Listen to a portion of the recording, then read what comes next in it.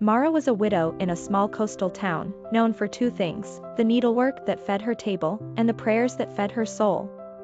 Every evening she knelt beside a wooden chair and prayed for the same burdens: her son Elias, who had drifted from the faith after a bitter loss; the failing eyesight of her neighbor old Tomas, who could no longer read his psalms; and the storm-damaged roof that leaked whenever rain came from the sea.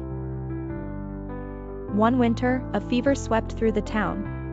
Mara was already weak from cold and hunger, and the little money she had was gone. She prayed with tears, not for luxury, but for help to endure. That night she dreamt of a door in the middle of a dark road. A hand was knocking from the other side, gentle but persistent.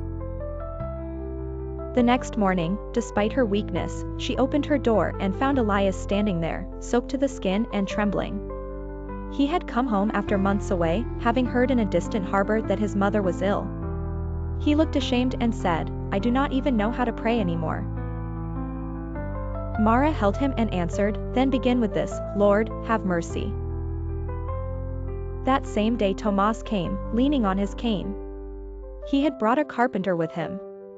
Unbeknownst to Mara, the neighbors had quietly gathered timber, nails, and labor to repair her roof. As the work began, the carpenter stopped and said, "I heard your son at the inn last night. He was speaking kindly to men who mocked the faith.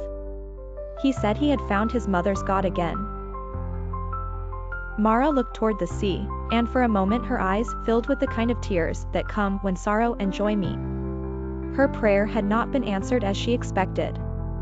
The fever did not vanish in an hour, the roof was still leaking until the men finished, and her son still had much to heal.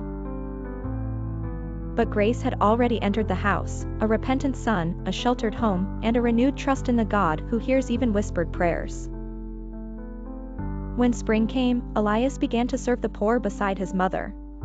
He often told the townspeople, "I asked God for a sign, and he gave me a home."